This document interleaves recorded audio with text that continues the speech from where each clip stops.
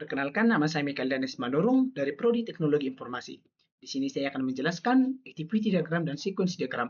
Yang pertama itu adalah activity diagram. Pengertian activity diagram. Activity diagram adalah diagram UML yang digunakan untuk menggambarkan alur aktivitas dalam sistem, menjelaskan urutan aktivitas dari awal hingga akhir proses, memodelkan proses bisnis dan proses sistem. Karakteristik activity diagram. Ciri-ciri utama activity diagram fokus pada alur kerja, tidak menekan pada komunikasi objek, dapat menampilkan aktivitas paralel, cocok untuk proses yang kompleks. Tujuan activity diagram.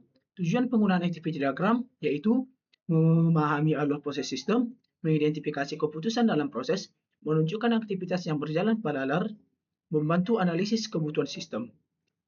Komponen activity diagram. Komponen utama, initial node, yaitu titik awal proses, activity atau action, yaitu aktivitas yang dilakukan, decision node, yaitu percabangan kondisi, verb, memulai aktivitas paralel, join, menggabungkan aktivitas paralel, final node, yaitu titik akhir proses.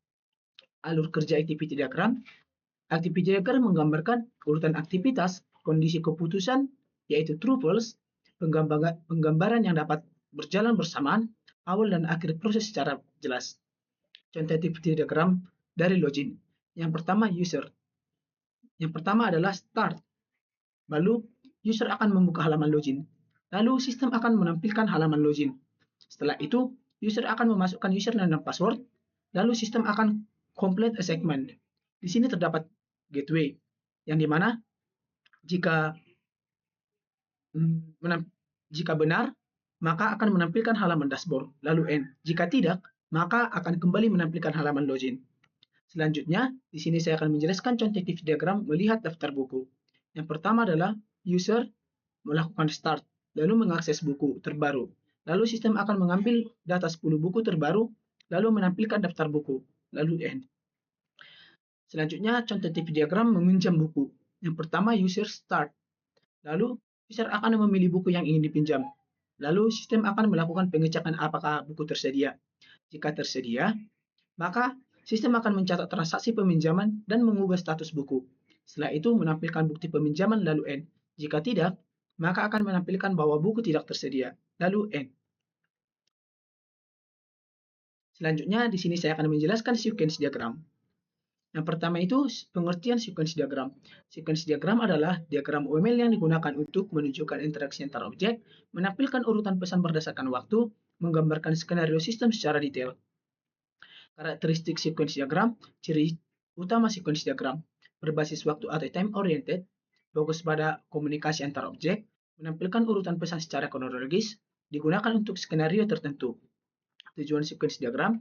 Tujuan penggunaan sequence diagram memahami alur komunikasi antar objek, menentukan tanggung jawab objek, membantu desain sistem dan implementasi kode, menggambarkan skenario nyata sistem. Komponen sequence diagram, komponen utama adalah aktor, yaitu pihak luar sistem, objek yaitu entitas dalam sistem, lifeline yaitu waktu hidup objek, mistake yaitu pesan antar objek, activation bar yaitu proses eksekusi. Jenis mistake dalam sequence diagram. Jenis pesan, yang pertama synchronous mistake, asynchronous mistake, written mistake, self mistake. Di sini saya akan menjelaskan contoh sequence diagram dari login. Yang pertama, user akan membuka halaman login. Lalu, view login akan menampilkan halaman login.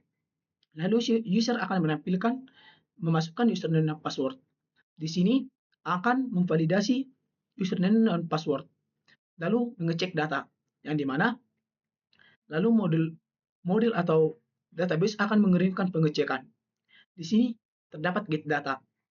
Jika benar, maka akan menampilkan halaman dashboard. Jika salah, akan menampilkan pesan error.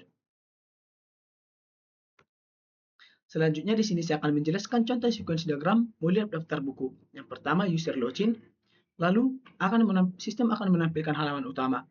Setelah itu, user akan mengakses menu buku. Lalu sistem akan memvalidasi buku. Lalu controller akan mengambil data 10 buku.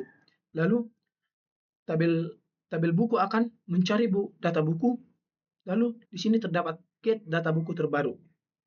Setelah itu, view melihat buku akan menampilkan daftar buku kepada user. Selanjutnya di sini saya akan menjelaskan contoh sequence diagram meminjam buku. Yang pertama, user login. Lalu, sistem akan menampilkan halaman utama. Lalu, user akan memilih buku.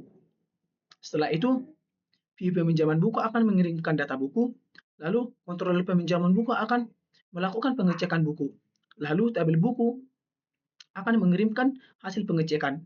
Setelah itu, kontroler peminjaman buku akan mencatat transaksi peminjaman, mengirimkannya ke view peminjaman buku.